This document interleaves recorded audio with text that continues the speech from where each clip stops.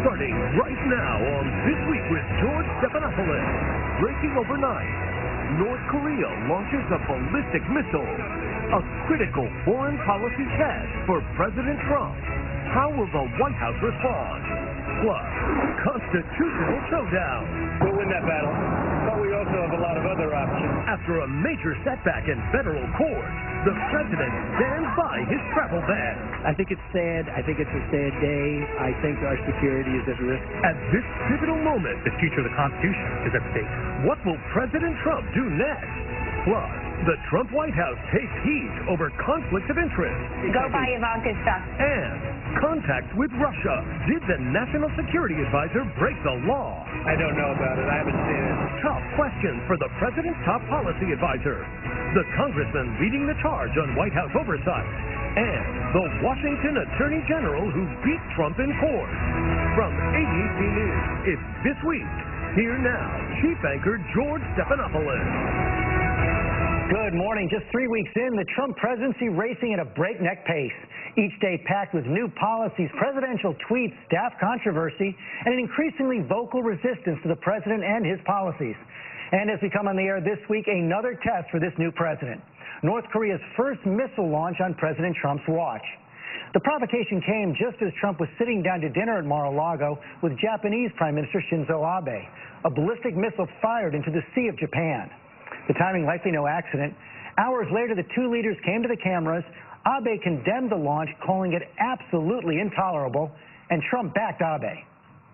I just want everybody to understand and fully know that the United States of America stands behind Japan, its great ally, 100%. Thank you. North Korea's move comes at a tense time for Trump's national security team. National Security Advisor Mike Flynn facing serious questions about his contacts with Russia before taking office.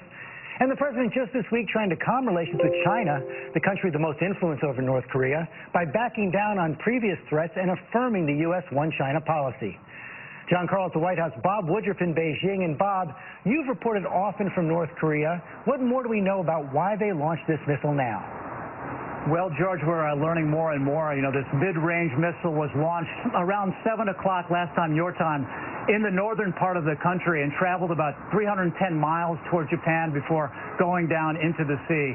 And while this type of missile has not been fully tested yet, most believe it could travel up to 2,500 miles, which means it could reach the U.S. territory in Guam. As for why this test now, there are several possible reasons why their leader, Kim Jong-un, launched this missile now. It could be to honor his grandfather, Kim Il-sung, because his 104th birthday will be celebrated on Friday. Some think it is simply to deliver Kim Jong-un's first message to President Trump, especially while he was meeting with Japan's prime minister right there in the United States. No word yet from Kim Jong-un himself, though. So the reason, really, truly, George, remains a mystery. And we saw the reaction from the Japanese prime minister. What are we hearing from South Korea and China? Well, China hasn't released any statement yet, but the foreign ministry from South Korea says it is a severe threat to peace and security for the people of the Korean peninsula, adding that it, quote, clearly shows that nature of Kim Jong-un regime's irrationality, maniacally obsessed in its nuclear and ballistic missile development. As for the people on the streets in South Korea, I need to tell you, also in Japan, they have seen these kinds of launches for years. I've been there 7 times in North Korea. They're so used to it, and no one so far has run for the bomb shelters, George. Okay, Bob Woodruff, thanks very much. Let's go to John Carl at the White House right now. Very terse statement last night from President Trump. What more are you hearing from White House officials overnight? Well, we heard the president say that the United States stands behind Japan 100%. One senior White House official I spoke to about this said that they have no doubt, they believe that this was timed to happen just as the president was sitting down with dinner with the Prime Minister of Japan. Clearly a test, not just of that missile, but a test of the new president. Now, the official told me that they see this, though, George, as a semi-provocative act, not a super provocative act, because all indications are this was a medium-range missile, not the kind of intercontinental ballistic missile that could hit the United States. The U.S. Military Strategic Command put it bluntly in their statement overnight, saying this missile did not pose a threat to North America. But back in January, Kim Jong-un was very direct in saying that his intention ultimately is to test an intercontinental ballistic missile that could reach the United States, the kind of missile that would be especially alarming if it could be married to a nuclear payload. George, at the time, President-elect Trump said in a tweet, quote, North Korea just stated that it is in the final stages of developing a nuclear weapon capable of reaching parts of the U.S. It won't happen. So that is the red line that has been drawn by President Trump. That red line, though, was not crossed last night. And, John, this comes at the heel on that fence-mending phone call with Chinese President Xi just this Thursday. Yeah, and there's no question that China is the key to this. Now, the president and his senior staff described that phone call, which was about 45 minutes long, as a very warm conversation, despite all of the anti-China rhetoric that we have heard from Donald Trump over the years. And the president offered a significant concession in that call, reaffirming the commitment of the United States, his commitment to the one China policy. Now, George, he's going to need something from the Chinese, because China is truly the only country that has any real leverage with North Korea. Okay, John, thanks very much. Let's get the White House response now from Senior Policy Advisor Stephen Miller. You might remember seeing him on the campaign trail as a warm-up act for Trump. Now the young aide is right at the heart of White House policymaking, greeted this morning by dueling profiles in the New York Times and the Washington Post. Mr. Miller, thank you for joining us this morning, your first time on This Week. And let's begin with that breaking news. You heard John Carl's report right there. Do you agree that this North Korea missile test did not yet cross President Trump's red line? Well, I did not hear Jonathan Karl's report, and it's good to be here this morning, George. But what you saw last night from the President of the United States was an important show of solidarity between the United States and Japan, a powerful symbol to the world, as the Prime Minister of Japan and the President of America stood side by side and shoulder to shoulder and expressed the strength and enduring nature of our vital alliance. And that is a message that will be lost on no one. Did the North Korean missile test cross President Trump's red line? George, the President's comments on this are clear. The message we're sending to the world right now is a message of strength and solidarity. We stand with Japan and we stand with our allies in the region to address the North Korean menace. And the important point is that we're inheriting a situation around the world that is as challenging as any we've ever seen in our lives. The situation in North Korea, the situation in Syria, the situation in Yemen. These are complex and difficult challenges. And that's why President Trump is displaying the strength of America to the whole world, and it's why we're going to begin a process of rebuilding our depleted defense capabilities on a scale we have not seen in generations. Let's talk about the travel ban. You saw that action by the Ninth Circuit panel late this week. Is the administration going to appeal that decision to the Supreme Court? Well, as you know, we have multiple options, and we are considering all of them. We can appeal the emergency stay to the Supreme Court. We can take our case en banc to the Ninth Circuit. We can continue the appeal with the panel, or we can return to the district court and have a trial on the merits. Which are you going to do? We can pursue further executive actions. All options are on the table. The point I want to make to you, George, and the point I want to make to your listeners is that we have equal branches of government in this country. The judiciary is not supreme. A district judge in Seattle cannot force the President of the United States to change our laws and our Constitution because of their own personal views. The President has the power under the INA, Section 212F, 8 U.S.C. 1182F, to suspend the entry of aliens when it's in the national interest. He has that same power under his Article 2 powers to conduct the foreign affairs of our country, and we will do whatever we need to do, consistent with the law, to keep this country safe. I know you hope to prevail, but you haven't prevailed yet, and a lot of your allies think the best move would be to replace the current executive order with a new one that exempts legal permanent residents and visa holders who've already been admitted to the country. Are you thinking along these lines? Well, the existing order does exempt legal permanent residents, and legal permanent residents were not subject to the travel restrictions. Well, that was the guidance put out by the White House counsel. It wasn't formally in the Well, it was the guidance put out by the White House counsel because that was the meaning of the executive order, and that was the same fact that caused the Boston judge to issue the positive ruling that they issued.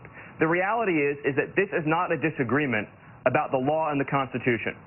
There is no constitutional right for a citizen in a foreign country who has no status in America to demand entry into our country. Such a right cannot exist. Such a right will never exist. This is an ideological disagreement between those who believe we should have borders and should have controls and those who believe there should be no borders and no controls. That's the essence of this debate, And the bottom line is the president's powers in this area represent the apex of executive authority.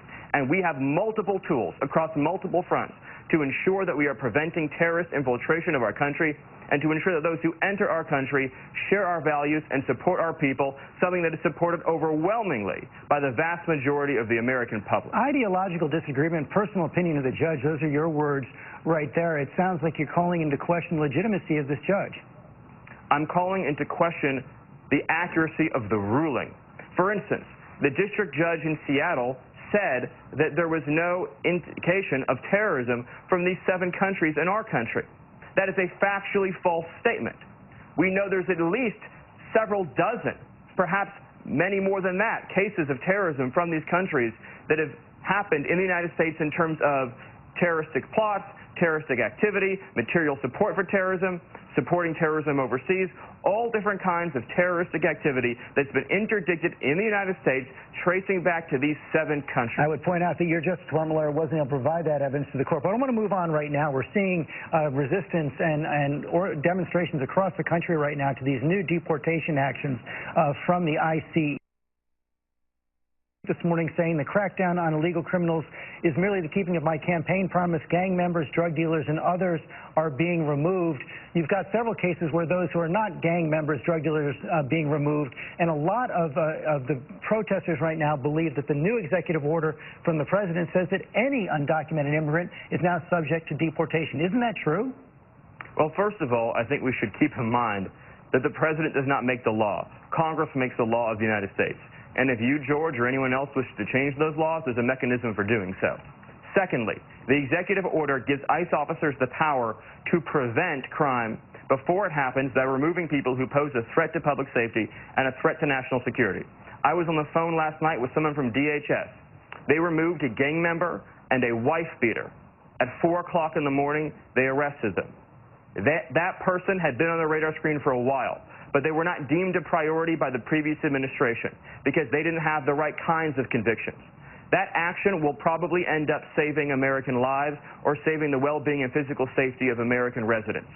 All over the country right now, we are engaging in action to prevent the unthinkable from happening.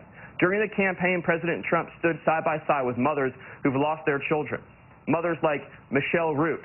An individual, an unaccompanied minor, showed up on the border. To authorities, they didn't seem like a priority for removal. That person subsequently killed a young girl named Sarah Root. We don't want to be cleaning up this mess on the back end after the irreversible has happened. Do you think everyone being removed right now is a threat to national security? I think, first of all, that it would be improper, unethical, and wrong for me in the White House to pick up the phone and call an ICE officer and say, well, we know you encountered someone who's here illegally, and we know they have a final order of removal, and we also know that they're a convicted felon, but we would like you to ignore all of those laws. What would you say, George, if I picked up the phone and called an FBI agent and said, I know you're investigating a tax evasion case. I know the person you're investigating is a convicted felon, and I know they've absconded from justice, but I want you to pretend none of that happened, burn the file, go back to your desk, don't do anything. Would you think that would be an ethical and appropriate action for me to take? We are going to follow the laws of the United States, and in following those laws, we will prioritize the removal of people who have criminal records in this country. And if we remove 10 criminal aliens, and we end up saving as a result of that 1 or 2 or 3 or 4 American lives, then that is something that is magnificent. Because somewhere across this country today, there is some young child facing some unknown danger, and that danger will be eliminated because of some enforcement action that we are going to take in the coming days, and that's something we should celebrate, not criticize. But the executive order, just to be clear, puts as a priority that goes beyond those who've committed crimes. It basically says that anyone subject to a deportation order now can be removed. I do want to move on, though, as well, because we've got this report in the DHS right now saying that the cost of the wall is likely to be above $20 million. It's almost 3 times what the president said on the campaign trail. How much is the wall going to cost? The president says he's going to bring the cost down. And can you guarantee that Mexico will pay? Well, he can bring the cost of the wall down, and he will. And there are many, many ways that we can obtain payment for the wall from our friends to the south. But the more important point about what you're asking, and I'm so glad you brought this up, the media has done story after story after story about the cost of building a security wall on the southern border. I can't remember a time, George, and correct me if I'm wrong, that anyone in the media has ever done a story about the cost of amnesty, about the cost of not enforcing our laws, or the cost of illegal immigration. This is really quite remarkable. It's estimated that illegal immigration costs our country, state, local, and federal benefits, about $100 billion a year. Stopping new illegal immigration, preventing the effects that will have on our schools, on our hospitals, on our welfare system, on our wage earners, will save taxpayers hundreds of billions of dollars. This wall will pay for itself many, many, many times over. And it's just astonishing to me that the media is so interested in how much it costs to secure our border and has no interest in the cost of refusing to secure our border. Of course, they meant $21 billion, not $21 million. And of course, those stories have been done as well. But this is a very simple thing. How are you going to guarantee that Mexico is going to pay for this wall? They have said absolutely not. They will not pay for it. There's all kinds of things we can do. I'm not going to make news today by announcing what our strategy is going to be. That's one thing that's different between this president and past presidents, is we don't lay out all of our cards for everybody to see. I also do want to address briefly the points you made about final orders of removal. This is such a great point. We've been lectured all week long about respecting the rulings of the judiciary. And yet, in the last 24 hours, we're being asked about whether or not we should respect the rulings of judiciary after final orders of removal have been issued, after all the immigration appeals boards have had their say, after the immigration lawyers and immigration judges have had their say. Then saying, well, there's 1 million people in our country who have final orders of removal, and we, as the White House, should ignore that judicial proceeding. You can't have it both ways. You either respect the rulings of the court or you don't. Let's move on to the troubles facing National Security Advisor General Flynn right now. The Washington Post reported, of course, this week that he did have contacts with the Russians where he discussed sanctions, which is contrary to what Vice President Mike Pence said back in January. Let's look. I talked to General Flynn yesterday, and the conversations that took place at that time were not in any way related to new U.S. sanctions against Russia. Of course, the Washington Post reports, after talking to 9 intelligence officials, said that he did discuss the sanctions, and General Flynn has changed his response. Before he denied it, now he's saying he doesn't remember. Number one, did he mislead the vice president? And how do you respond to Democrats like Nancy Pelosi who say that General Flynn's security clearance should be revoked until the FBI investigates his contacts? Well, I don't have any news to make to you today on this point. That's a great question for our chief of staff. It's a great question for the office of the vice president. I think that why are you coming out if you can't answer the questions being posed about the White House? I don't have any information, George, to change anything that has previously already been said by the White House on this matter. General Flynn has served this country admirably and with distinction. He's a 3-star general. He served in the Defense Intelligence Agency. There's no information that I have as the policy director for this White House to contribute any new information to this story this morning, and I'm sorry to disappoint you, but that's just where things stand. How do you think he can continue to serve as National Security Advisor after misleading the Vice President? I don't accept that what your question is saying is accurate. I don't have any information one way or another to add anything to this conversation. I understand it's an important matter. I understand it's a sensitive matter, and I'm sure you'll have an opportunity in the near future to interview someone from the Vice President's office or to interview the Chief of Staff who can elucidate further on this very sensitive issue. I should actually say that we did invite the Chief of Staff to join us this morning, and the White House refused to put him out, perhaps because you guys don't want to answer that question. A separate question on Kellyanne Conway. I don't know that's true, George, but I think that they wanted to put me out here so that we could discuss the very important issue facing our national security and the problem of open borders and the threat of terrorism. It is true that we asked for the White House Chief of Staff. Also, on Kellyanne Conway, Congressman Chaffetz, Republican chair of the House Oversight Committee, and his Democratic counterpart, Elijah Cummings, have asked the head of the Office of Government Ethics to recommend disciplinary action against Conway for her comments promoting Ivanka Trump's products. Will the president accept that recommendation? I think people are blowing this thing way out of proportion, if I'm being honest with you, George. I think that what you have is a situation where you had the President of the United States sticking up for a member of his family, and you had a counselor to the President who was making a lighthearted comment in defense of someone who'd been treated very unfairly. I think that the media has taken this to a level it does not merit, and I think anyone watching that interview would understand that it was a lighthearted comment made in defense of somebody who had been treated unfairly, and there really, I think, has been an undue amount of attention given to this issue, especially in light of everything that's happening in the world Well, it was right the now. Republican chair of the House Oversight Committee, Jason Chaffetz, who said she crossed the line in that statement. It wasn't just the media. That is the Republican chair of the House Oversight Committee. And on that point, because it gets to a deeper issue, Sean Spicer from the podium said the decision by Nordstrom to pull those products of Ivanka Trump was a direct attack on the president's policies. Sears and Kmart this week have decided to pull Mr. Trump's home furnishing lines from their websites. Is that a direct attack on the president's policies as well? I'm not going to make a comment on that. I don't have any information on it. I do want to say that Sean Spicer, as always, is 100% correct, and that what he said is true and important, and I agree with it. So then you are making a comment on it. I'm not going to make any new comment. I'm going to stand by the White House press secretary and his comments, and I'm also going to call for sanity in discussing this issue. You had a case where somebody was treated unfairly, the president stood up for a member of his family, and the White House counselor made a light-hearted, flippant comment that nobody would interpret as being what it's been cast as right now by you and the media and others.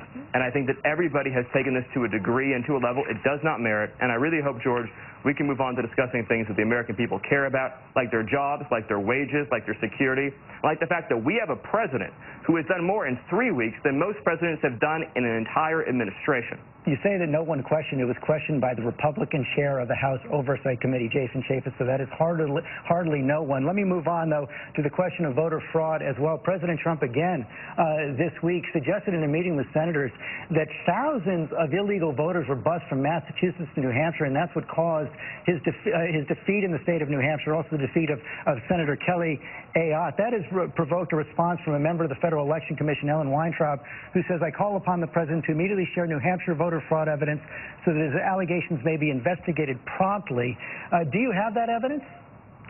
I've actually, having worked before on a campaign in New Hampshire, I can tell you that this issue of busing voters into New Hampshire is widely known by anyone who's worked in New Hampshire politics. It's very real. It's very serious. This morning on this show is not the venue for me to lay out all the evidence, but I can tell you this. Voter fraud is a serious problem in this country.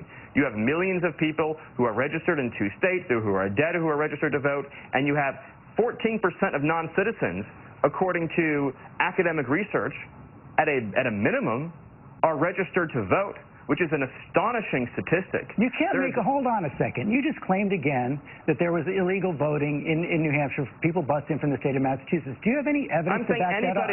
George, go to New Hampshire, talk to anybody who's worked in politics there for a long time. Everybody's aware of the problem in New Hampshire with respect to I'm asking you as the White House senior hold on a second. I'm asking you as the White House senior policy advisor. The president made a statement saying he was the victim of voter fraud. People being bused from Massachusetts and New Hampshire. Was. Do you have any evidence? If this is an issue that interests you, then we can talk about it more in the future. And we now have our governments beginning to get stood up, but we have a Department of Justice and we have more officials.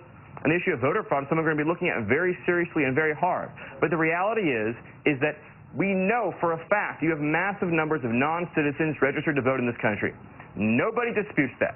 And many highly qualified people, like Chris Kobach, the Kansas Secretary of State, have looked deeply into this issue and have confirmed it to be true and have put together evidence. And I suggest you invite Chris Kobach onto your show, and he can walk you through some of the evidence of voter fraud in greater detail. Just for the record, you have provided absolutely no evidence. The president has made a statement. The White House has provided enormous evidence with respect to voter fraud, with respect to people being registered in more than one state, dead people voting, non-citizens being registered to vote. George, it is a fact, and you will not deny it, that there are massive numbers of non-citizens in this country who are registered to vote. That is a scandal. We should stop the presses, and as a country, we should be aghast about the fact that you have people who have no right to vote in this country, registered to vote, canceling out the franchise of lawful citizens of this country. That's the story we should be talking about, and I'm prepared to go on any show, anywhere, anytime, and repeat it and say the President of the United States is correct 100%. Well, you just repeated that. You just made those declarations, but for the record, you have provided zero evidence that the President was the victim of massive voter fraud in New Hampshire. You have provided zero evidence. Anyone who's worked in New Hampshire politics is familiar with that issue. You have provided zero evidence that the President's claim that he would have won the popular vote if 3 to 5 million illegal immigrants hadn't voted. Zero evidence for either one of those claims. Well, it's Thanks a lot for joining us this morning. The non-citizen voting issue is pervasive and widespread, and we are going to protect our country from voter fraud. We're going to protect our borders from terrorism, and we're going to protect innocent men, women, and children from violent, criminal, illegal immigrants that need to be removed from this country. And our country will create jobs, safety, prosperity, and security, particularly for disenfranchised working people of every background, faith, and ethnicity in this country. You can start for providing evidence to back up your claims. Thanks for joining us this morning. Thank you. Up next, 2 Democrats taking on the Trump administration in Congress and the courts, plus angry protesters at Republican town halls, unprecedented White House leaks, and a viral rally around Elizabeth Warren. Our roundtable weighs in on all the week's politics. This week with George Center. Choose from Mary Poppins, Casablanca, Inside Out, and Jurassic Park. ABC 27 News, digging deeper for you. And we are back with the top Democrat on the House Oversight Committee, Congressman Elijah Cummings. Congressman, thank you for joining us this morning. A lot to get to this morning. You heard Stephen Miller from the White House. Let's begin with Kellyanne Conway. You wrote that letter along with Congressman Chaffetz to the head of the Office of Government Ethics, asking him to recommend disciplinary action against Kellyanne Conway. Stephen Miller says it was a lighthearted, flippant response being blown way out of proportion by the media. No, that's absolutely incorrect. As a matter of fact, George, this was a textbook case of a violation of the law. You cannot go out there as an employee of the government and advertise for Ivana Trump or anybody else, their products. You can't do that. And anybody else would be subject to a minimum probably of a reprimand, or they could literally lose their job over this in any other department. So that's just absolutely not true. It was not flippant. As a matter of fact, she made it clear, I am going to give some free advertisement today for Ivana Trump. That's just not right. It was wrong. When there's a violation of the law, it is up to us in the Oversight Committee to take a look at it, and that's what we're doing. And you're right. After I asked Chairman Chaffetz to join me in looking at this, he agreed that we should send a letter to the ethics group, and so we did that. What disciplinary action do you think should take place? Well, I don't know. That's why we want them to take a thorough look, the Office of Government Ethics, to take a thorough look at this and see how blatant it was. I personally think it was very blatant. I think it was intentional. And so now they then make a recommendation. The problem here, George, is that the person who will mete out the punishment, if you will be the president. And it seems as if this may not be a big deal to him. But it is a big deal to me, and it's a big deal to Chairman Chaffetz. It also appears that Mr. Miller didn't want to take questions about General Flynn, who's under criticism for those contacts with the Russian ambassador, perhaps misleading the vice president as well. Do you agree with the Democratic leader in the House, Nancy Pelosi, that his security clearance should be revoked pending the completion of the investigation? Yeah, I think that's an appropriate action. But, George, there's something else that needs to be asked. That is, did the president instruct General Flynn to talk to the ambassador? And did he know about it? And if he knew about this conversation, when did he know it? That, to me, that is the key question. And we need to find out what that answer is. Now, keep in mind that he really, that is General Flynn, put the vice president in a very awkward and a very sad position. To have him go out to national media and say that these were just some casual conversations that had nothing to do with the sanctions, and then for General Flynn to be walking that back, that's not good enough. He is a national security advisor.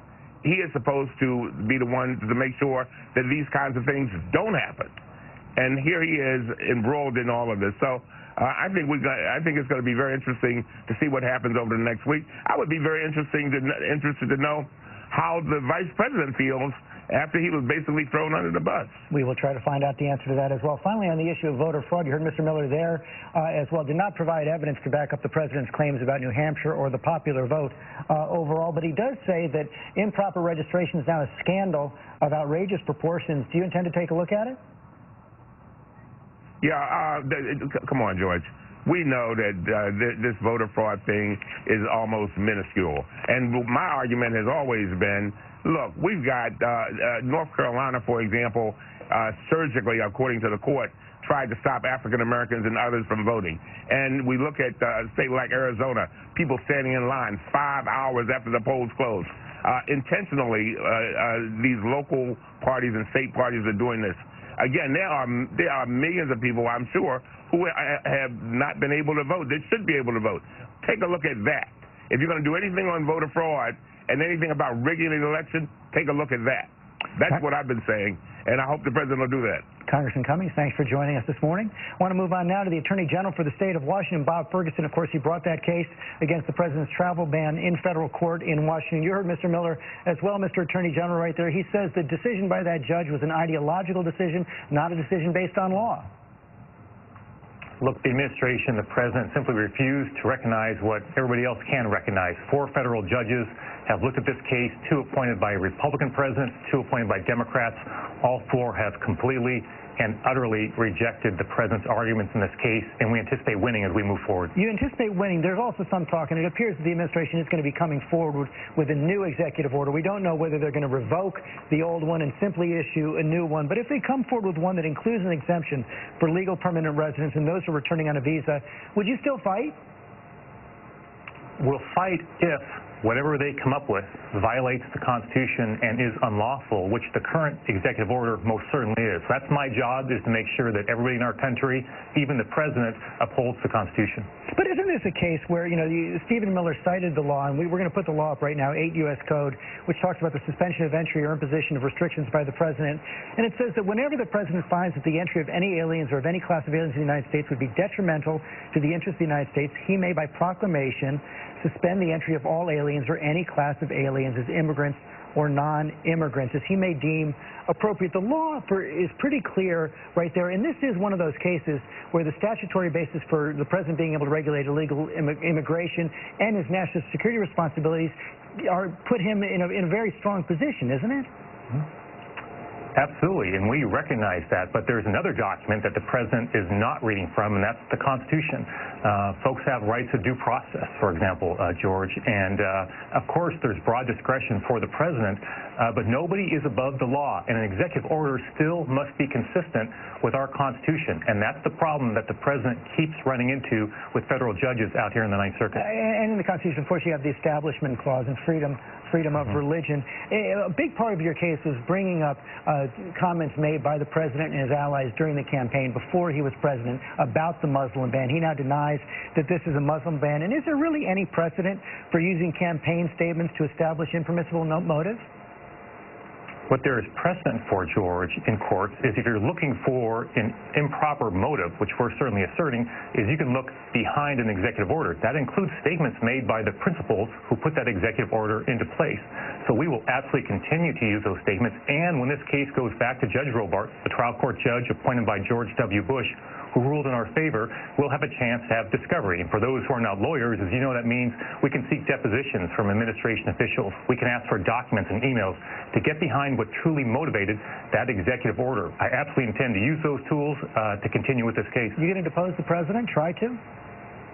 I won't announce that on national TV, but I can assure you of this. I want to be crystal clear with your viewers. My job as Attorney General is to uphold the rule of law in this country, and I'll use every tool that I have as Attorney General to make sure that the President follows that Constitution. Mr. Attorney General, thanks for joining us this morning. Thanks a lot, George. And up next, the Powerhouse Roundtable. This Week with George Stephanopoulos is brought to you by AT&T.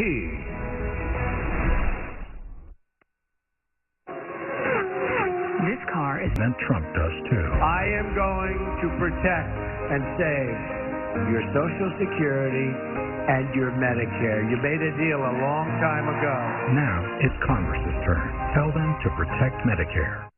Cough doesn't sound so good. Take me some XDM. I'll text you in 4 hours when your cough returns. One to last 12 hours, so... Looks like I'm good all night. Some cough medicines only last 4 hours, but just one Mucinex lasts 12 hours. Let's end this. When you have an equity summary score that consolidates the stock ratings of top analysts into a single score, you realize the smartest investing idea isn't just what you invest in, but who you invest with.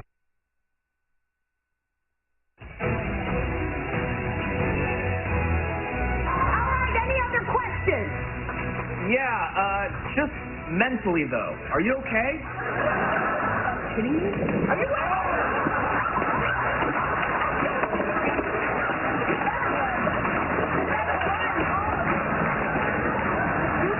Melissa McCarthy back on Saturday Night Live as Sean Spicer after another turbulent week. Let's talk about it now on our roundtable with Cokie Roberts, the president of the Americans for Tax Reform, Grover Norquist, Democratic strategist Jamal Simmons, editor of the National Review, Rich Lowry, and the editor and publisher of The Nation, Katrina vanden Heuvel.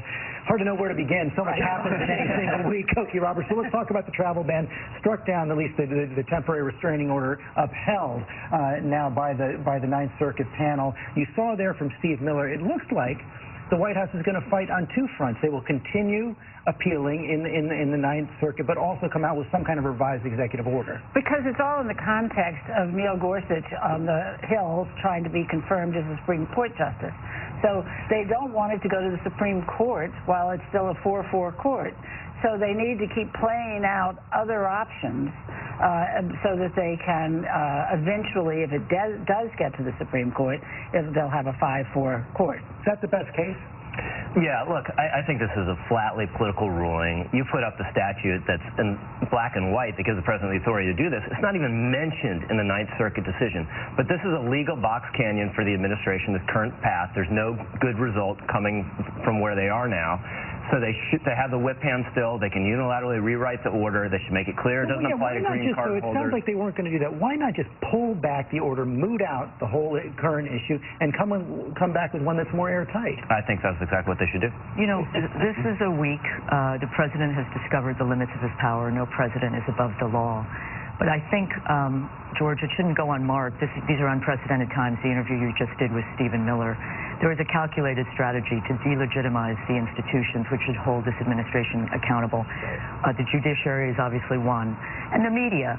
And the media, a media that will not just be self-interested, but a media that will hold power accountable, and a media that will expose this administration for failing to fulfill its campaign promises to hold Wall Street accountable and stand with working people. And Grover, on the issue of delegitimization, you saw the president, you saw his pick for the Supreme Court, Judge Gorsuch, come out this week and tell senators he was disheartened, dismayed. It seemed for 12 hours that the White House strategy was to allow Judge Gorsuch to do that, and then the president wakes up the next morning and calls it into question. Well, look, the president's picked a Supreme Court justice. He's going to get through whether the Democrats give him 60 votes or if they filibuster, then they'll go nuclear. So he's going to be the next Supreme Court justice. I think it is wise for the president to have people who clearly are independent thinkers as well as moving in the general direction he wants to. You certainly see that in the cabinet picks that he's had, who've stepped away from some of the particular positions presidents had during a campaign. You know, you're going to govern the country. You're going to do it with a lot of different people. Not everybody agrees with you on 100 key issues. I think it speaks well for the president's judgment and his willingness to, because you have to trust a Supreme Court judge. They're going to be making a whole bunch of decisions, and you're not in the room. For decades. Yes. Decades to come. George, I have to say, the thing about this all that is so concerning to me is that the president is undermining all of these American institutions. He's going after the press. He's going after the judiciary, things that we're talking about. It's starting to make it seem a little bit also like America first is really white America first. Because if you look at what he's doing, he's going after immigrants. Even in his administration, the reason we know who Colin Powell and Condi Rice are because Republican presidents appointed them to significant jobs. This president doesn't even have any African Americans, Latinos in unusual jobs in his cabinet. This is something that I think we all have to sort of worry about because the United States of America has been moving in a direction for about 30 or 40 years where everybody gets to participate. We've been teaching our children that. And the reason why you see so many Democrats and progressives, and not just Democrats and progressives, but also independents on the streets, is because this president is moving us away from the direction. I think there's a lot of truth to that, and it's interesting because the president himself keeps undermining the possibility of anything seeming normal. So, for instance, yesterday when there were all of these roundups of undocumented people in the country, the ICE people were saying, look, we're just doing exactly what happened in the Obama administration. It's not anything unusual, all that. And then the president tweets, I'm keeping my campaign promises. I'm getting all these people out of here.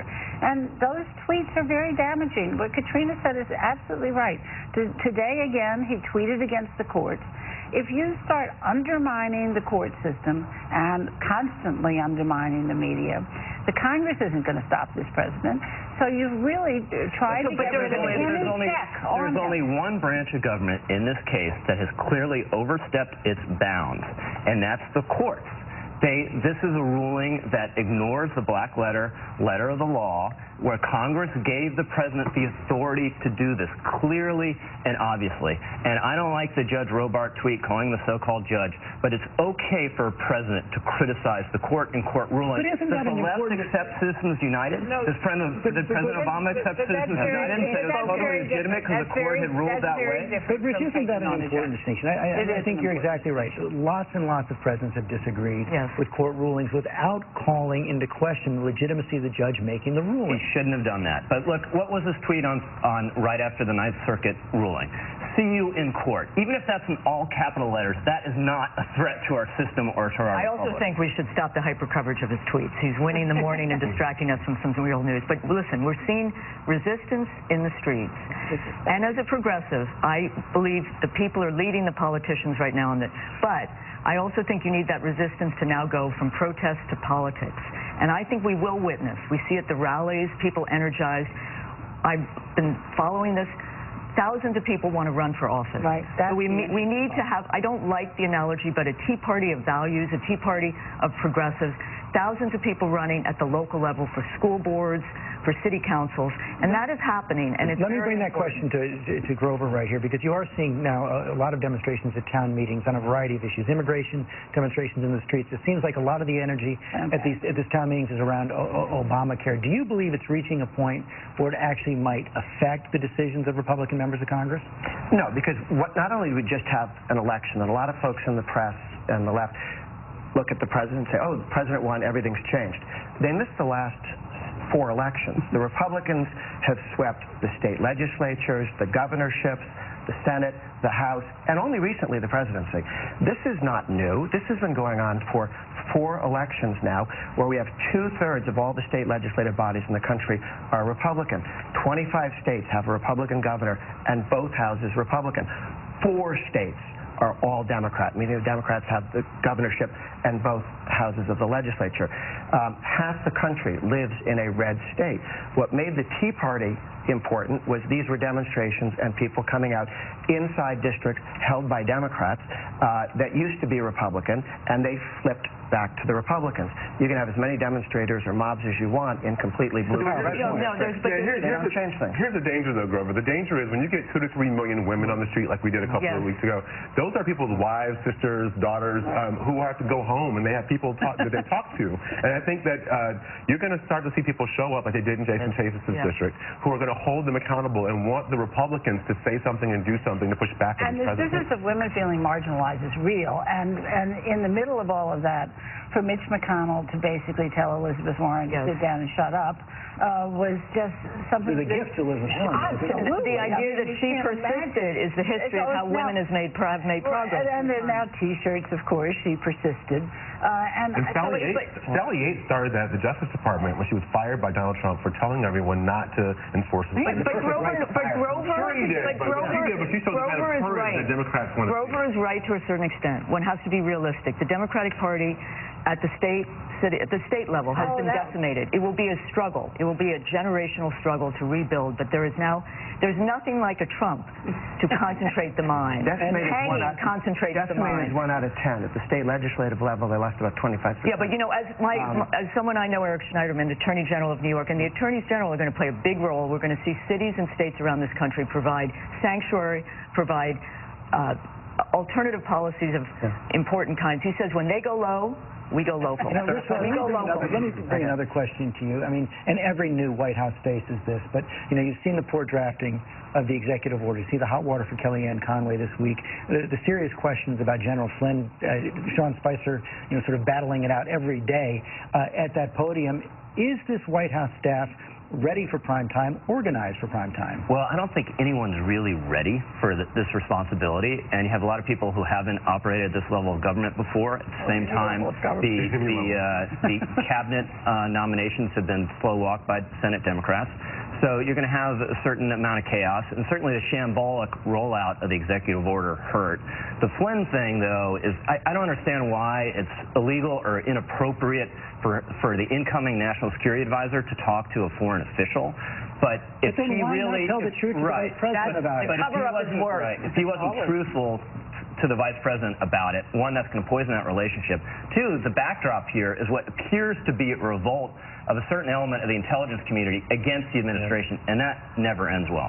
That's because they're picking fights with everyone, the press, the intelligence, and the it is a remarkably inexperienced group of people. Right. Usually you can bring in people from a past administration. The combination of the fact that they didn't have those people or that they're too old. But that's why Trump won. I mean, the disruption. But I think it's important to step back also on the Kellyanne Conway and the Nordstroms. Stephen Miller tried to dismiss that. It is the case you want to address what's happening in this country, what's happening to working people. But did those people want their taxpayer money to go to White House staff shilling for the president's business? I mean, it's a deeper problem. It's a deeper problem. You said slow-walked confirmation. Well, a lot of those people who were up for agencies never went through the Independent Office of Ethics adequately. And the most important thing is they want to dismantle the very agencies they're going to run. It's, is that governing? Guys, newspapers and Sunday shows watch traffic accidents and they miss the traffic that's flowing. What's happening now? They're preparing the abolition of Obamacare. They have Price is now running HHS, Dr. Price, and he can, through executive orders and decisions, deconstruct much of the damage done. It's $1 trillion of tax increases. Congress are going to support it. Like they're resisting it. I think you're going to have a lot of privatizing Medicare. Right. The answer is yes, it'll pass. And it'll pass with with a replacement that actually empowers customers. Well, nobody has been able to figure out what that replacement is and how to pay for it. It's written down, and they're having meetings on it every day. You guys are chasing after Spicer and Kellyanne, and you're missing that the House, Senate, and the White House. No, we're not. We're not missing it. This is where I think they should react to this protest at the town halls, not by backing off on repeal, but doubling down and be more committed on replacement, because you don't want, CBO score saying 18 million people are going to lose their insurance. You need an answer to that question. But they don't. And there are a bunch of laws that worked on this, but the party. Grover, the very communities which elected Trump, which elected Trump in West Virginia, Kentucky, Ohio, ravaged by an opioid epidemic, they will be the first hit. Lives will be lost. Lives are in the balance. As you said, that families have sisters, mothers, who will be hit hard. I think it becomes the issue in 2018, and I think it could be a galvanizing. I wish we had more time. We will come back to this, I'm sure. Thank you all very much. Great discussion. We'll be right back. The people have spoken, and we thank you, America, for choosing us as your favorite daytime hosting team with the People's Choice Award.